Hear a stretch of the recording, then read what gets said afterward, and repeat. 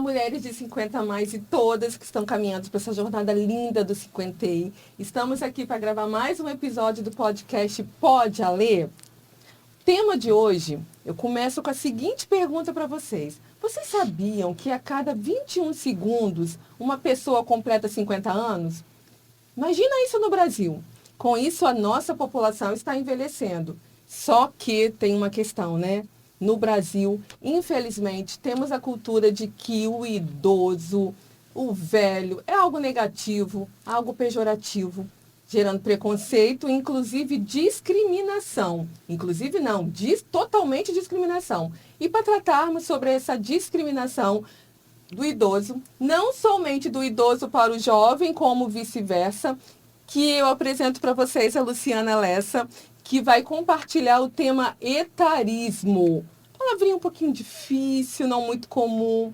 Olá, Luciana, boa tarde, Ei, Ale, tudo bem? prazer. Seja bem-vinda. Obrigada pelo convite. Ai, Uma olha honra. só, gostou do convite? Com certeza, Ai, falar que desse bom. tema é muito importante pra gente, né? Ótimo, ótimo. A Luciana Lessa, ela é psicóloga, executiva de RH, mestranda em administração, de estudo o tema etarismo, esse tema que essas palavrinhas difíceis, diferentes que a gente vai estar compartilhando com vocês hoje aqui, além de atuar como coordenadora e professora de gestão de pessoas. Vale lembrar, gente, que conforme prevê a Constituição Federal e o Estatuto do Idoso, né, Luciana, o etarismo é crime.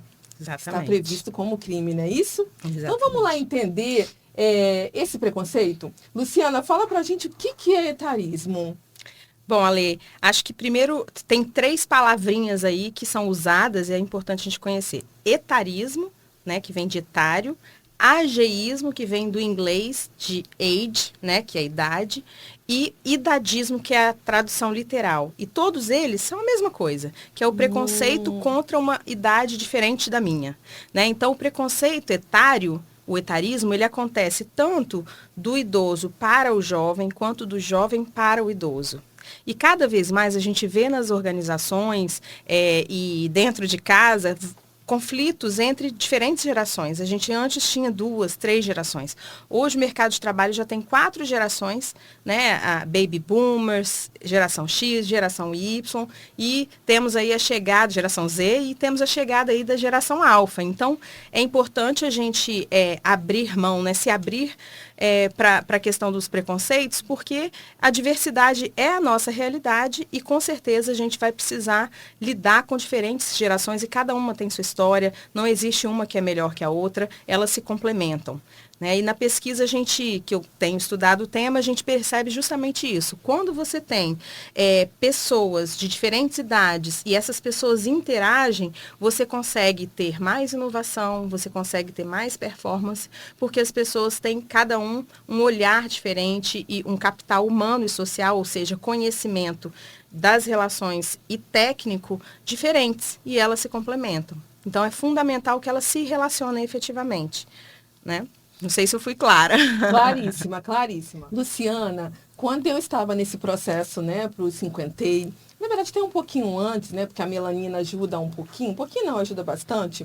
Eu achava um super elogio quando as pessoas me diziam, Ale, você não parece ter 40 anos. Agora, então, Ale, você não parece. Você tem 50 anos? Pelo amor de Deus, não parece mesmo. Me mostre o seu documento. E eu, antes de começar as minhas pesquisas, de iniciar esse trabalho do blog, né, inclusive do podcast, eu achava um elogio. Achava lindo e maravilhoso. Nossa, depois que eu passei a pesquisar, eu falei, meu Deus, que preconceito, que discriminação. Não é verdade? Que coisa, né? Muito louco, né? Por isso que é bom a gente estar sempre estudando. É muito comum, né? Como o processo de envelhecimento não é bem visto, tanto é que existe um termo que é o successful aging, né? Você envelhecer com sucesso, que é um termo capacitista também, né? Envelhecer com sucesso, ou seja, envelhecimento é doença.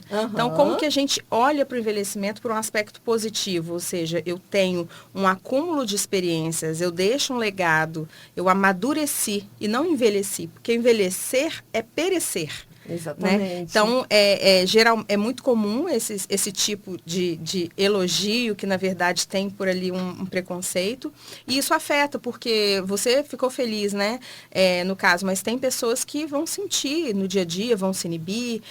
Tem uma pessoa que eu conheço, uma professora, que outro dia, ela trabalha com inovação, e uma querida, super profissional, e ela falou, teve um jovem que me perguntou se eu trabalho com fax, porque eu trabalho com inovação. Tá. Né? Então, às vezes, uma piadinha pode realmente afetar muito até o quanto que a pessoa vai se sentir livre para se colocar no dia a dia de trabalho, com um colega, né? E a gente reforça o silo. Não adianta a gente se relacionar só com pessoas iguais, né? Com certeza. Então, com certeza. é fundamental que a gente perceba que esse preconceito existe, porque ele existe em todos nós. É um viés inconsciente, né, da nossa cultura, que valoriza o novo, que valoriza o jovem, e que cada vez mais a gente vai ter uma população envelhecendo, e que assim a gente vai começar a ter que olhar para o mercado de trabalho também de uma forma diferente. Como que eu vou absorver o novo e o maduro? O que cada um traz de melhor, e como que eu trabalho com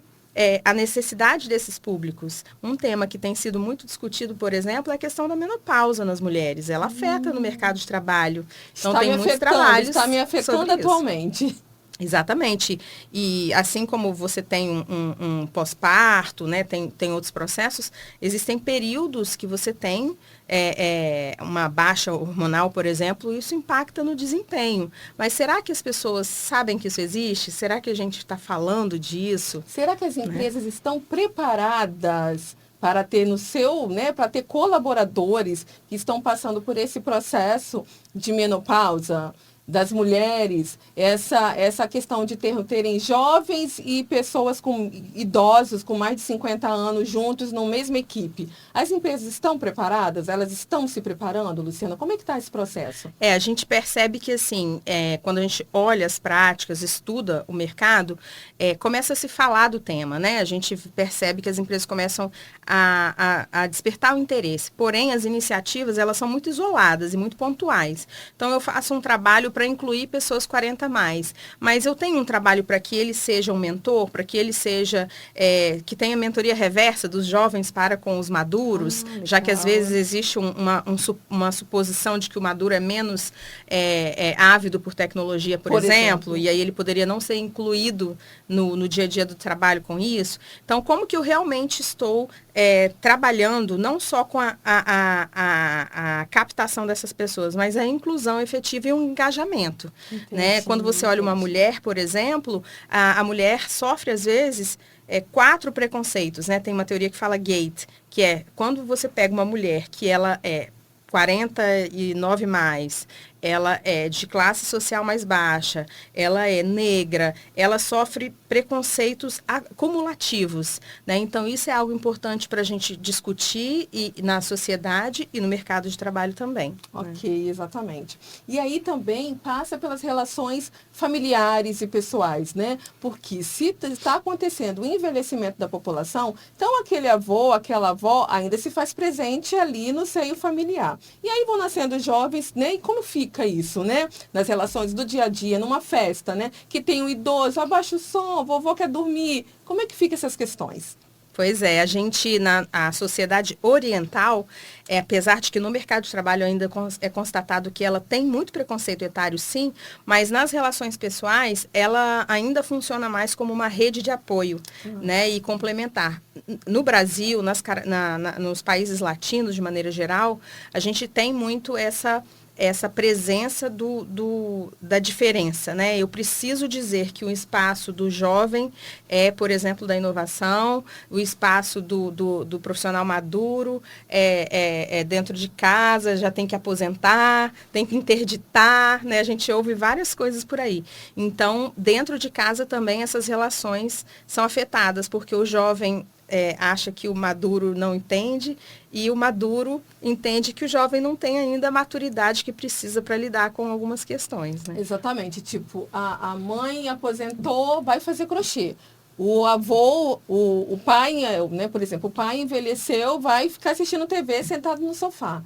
né? Mais ou menos dessa forma mesmo. Mas tem uma possibilidade interessante, porque como Qual, o mercado brasileiro, ele tem sido muito sustentado pelos avós, inclusive, né, que é a economia prateada, acho que tem uma chance desse olhar também ser modificado. Verdade. Estamos no caminho, né? Estamos no caminho. Ana, fala pra gente, uma vez que a gente tem nas empresas, nas equipes, né, jovens e pessoas com 40, 50 anos e mais, o que as empresas podem fazer para minimizar esses impactos?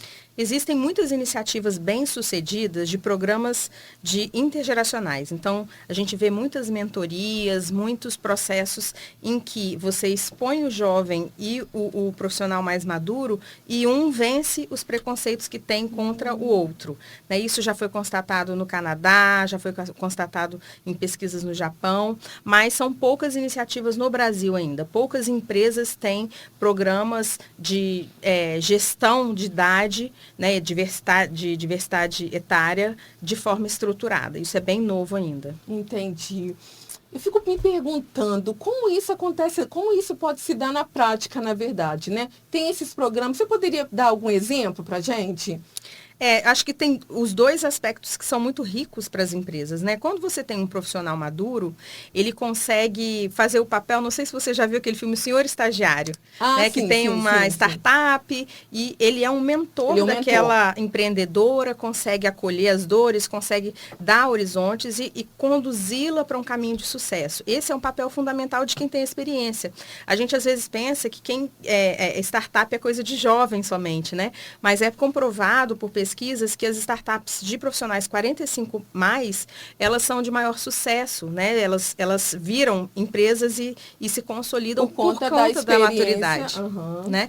Então, assim, um ponto é esse. O outro ponto é o contrário. Se eu estou trazendo um profissional mais maduro, mas ele tem dificuldade, por exemplo, com tecnologia, a gente estava discutindo sobre chat GPT, inteligência artificial, que são coisas novas para esse público, eu posso fazer uma mentoria reversa também para que ele possa, o profissional maduro possa absorver melhor esses conhecimentos, né? Então, isso tem um benefício ali de capital humano e social dentro do negócio. Uma outra iniciativa muito importante é uma iniciativa até pública, né? De pensar em políticas públicas também sobre essa mudança do perfil da pirâmide brasileira, porque quando a gente olha uma pirâmide etária que tende a envelhecer, como na Europa já aconteceu e agora começa a ter o movimento contrário, se eu não penso em iniciativas que vão incluir essa população, como que fica a questão da aposentadoria e a previdência?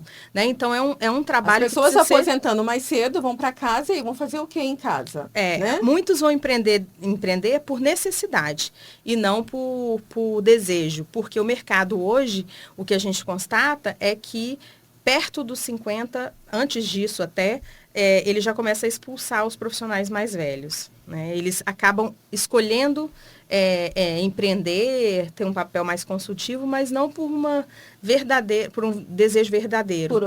Por opção. Luciana, população aposentada, envelhecida em casa. E aí começa as pessoas ficarem ociosas, né? Tem a questão financeira e partem para o empreendimento. Como que você vê essa população idosa que está empreendendo?